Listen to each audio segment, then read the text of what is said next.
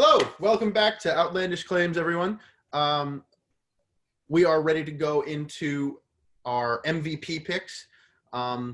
So because I know exactly how Demetrius is going to react to my first MVP pick, I'll go first because it's just that much fun to watch. Demetrius, my AL MVP pick, none other than Mr. Matt Chapman, A's third baseman. And here's why. He's got great bat-to-ball ability. He had a down season last year, as we all know. So did Matt Olson, but he still hit a huge number of home runs, got a good number of RBIs. Matt Chapman's going to have a bounce-back year. We all know he is the best third baseman in the American League. I don't think there's really much argument there. Who are you going to put up against him? But you got Matt Chapman with a great arm, great defense, and he's going to have a great bounce-back year in terms of offense. I already have said many times that I think the A's are going to the World Series. Even if they don't, Matt Chapman – back up. Marcus Semien came in third in MVP voting a couple of years ago because of his ability on defense and with offense. Not in terms of power, but bat-to-ball, batting average, he was solid. Matt Chapman has the ability to put bat-to-ball but also add that power in. Even if they don't get to the World Series, they're getting to the playoffs. They're winning the AL West. He's going to be one of the biggest reasons why him and Bob Melvin combined. So that's my pick for AL MVP. NL MVP. Gio, something tells me you have the same pick I do. So wait. Maybe we all do. Let's go. Yeah, while you're going first. Well, except for Mike. Mike doesn't. So something tells me that Gio, the first time we tried this, we all know what happened, and it was hilarious. He listed a whole bunch of players and left out one, and I noticed immediately, and so we counted to three and we announced our pick at the same time. Turned out Demetrius had the same pick. So on the count of three, gentlemen, okay? 1, 2, 3. Juan Soto!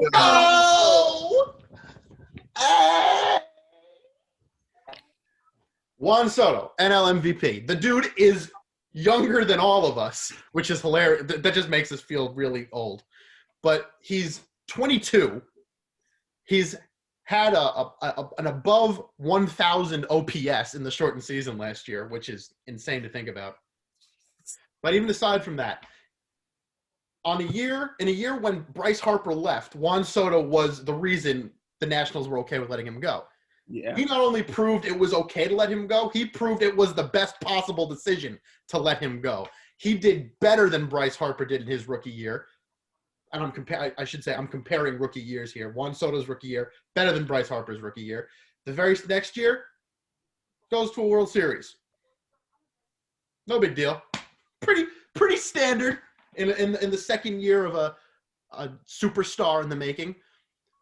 Next year, coronavirus issues, shortened year, he still gets an above 1,000 OPS. He is the only reason that the Nationals were as not bad last year as they could have been. They could have been a lot worse, but he saved them from that. He saved them from Orioles territory. Let's be honest here. Without Juan Soto, they're in Orioles territory because Strasburg was injured. Scherzer had an off year for his standards. Soto saved them. I don't see him going anywhere but up. He's 22. He's not even in his prime. He's doing better, in my opinion. He's doing better than Mike Trout did at this age. I'm looking forward to watching him because this outlandish claim right here is going to be the first of 5 MVP awards he wins in his career. Ooh. Wow.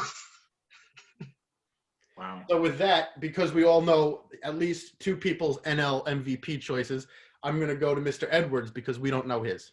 I think go Soto. Man, I mean, that's tough to argue against Mr. Soto for all of the reasons that you talked about. But I'm going to go with another very young player in the game who just got paid. And in the NL, I got none other than Fernando Tatis, baby, Jr. Okay, this guy just signed a contract for well over $300 million.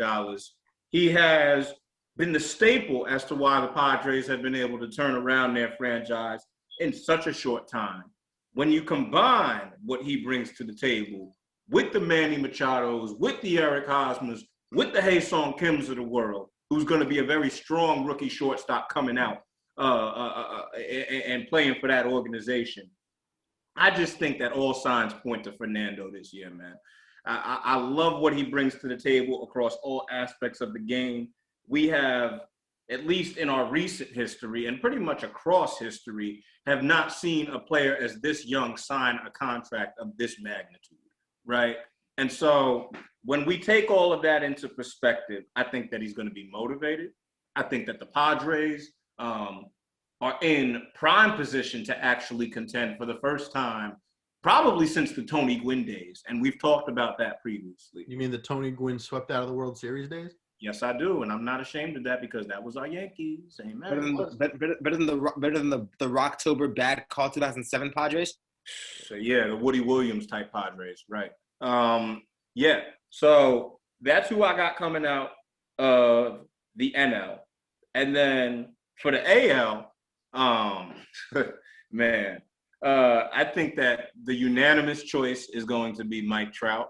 But for the purposes and intents of this conversation, I'm going to stick to my roots and pick Tony Two Bags. Okay, Anthony Rendon. All right. It's simply for the fact that everybody else is going to pick Mike Trout, except for Mr. Fandango Poppy, AJ Mick. We're going to get to you in the argument section in a minute about chat. Okay, so I'm going to just wait on that. But when you talk about what Anthony Rendon brings to the table, the fact that he, along with Juan Soto, was a central force in guiding Washington to that championship, right? You take the shortened season into account, he still batted around 280, still had almost 10 home runs, 40-something RBIs. You give this man a full season, I think that he's going to do wonders. And as I've said before, I expect the Los Angeles Angels of Anaheim to not only compete for the AL West title, but to potentially win and at the very least garner a wild card spot. And I think that that's going to come on the backs of not only Mike Trout, but also Anthony Rendon. Juan Soto, everybody. Juan Soto. Skipping AAA, a 400-plus OBP at the age of 20, being better than Mike Trout and Bryce Harper at the age of 19. The Soto Shuffle. Man, when they celebrated the World Series, he had to have sparkling cider. Like, come on. How do you project for that kind of career? Jeez. Like, ugh. That's enough of that. Remember when Mike said I was picking Mike Trout to win MVP in the American League? He's not, and he's going to get some words in the argument section from me. Why don't we take that MVP trophy and put it across the border? Because I'm giving it to George Springer. George Springer is going to be the face of the Blue Jays along with the rest of the young cats. They're going to win the AL East. They're going to the World Series, and they may or may not win. Yeah, and I'll pick Juan Soto. It's pretty obvious. I don't got to say anything else. Yeah, he's pretty good. And Wow. Oh my God, he's pretty good. Ladies and gentlemen. hot take. It's a hot take. No, but like you guys already made the points about Soto. I don't got to say anything else. The fact that he shot up through the minors, became a World Series hero in a span of like 2 years is incredible itself. And I think he continues to build up his career on this Hall of Fame trajectory. American League MVP, I mean, I can't go with somebody else minus Mike Trout. Granted, the Angels are not really a playoff team in recent years. He's the reason why they're even close, because you have these terrible contracts, including Albert Pujols, who might retire after this year, a terrible pitching rotation, an improved bullpen, and some decent hitting around him. But every year he defies the odds. He gets better. He might not be stealing as many bases as he did when he joined the majors, but he's making up for that in batting average, home runs, and really good fielding too, which nobody seems to talk about as much as they should. It's just the obvious pick. I hate being Captain Obvious, but when somebody's that good, you got to pick them. It's a fair point. That is an excellent point, yeah. Kind of why three of us picked Juan Soto. Exactly. Sometimes it's just too good to be true. It's true. And if it is, just take it. Like, how do you not pick the guy who literally played 8 games in the minors, legit. It was like, no, we're not gonna put him in AAA. Howie Kendrick is hurt. All right, ship him to the big leagues. What's he gonna do? Oh, 405 on base percentage. I'm walking here. Go ahead, sign us off, Mike. All right. Well, listen, we came, we saw, we conquered, and listen, I'm about to untie this do-rag for the next episode where we get to rip each other's heads off for 15 minutes. So stay tuned, stay saucy, and stay special. Amen. Outlandish claims, baby.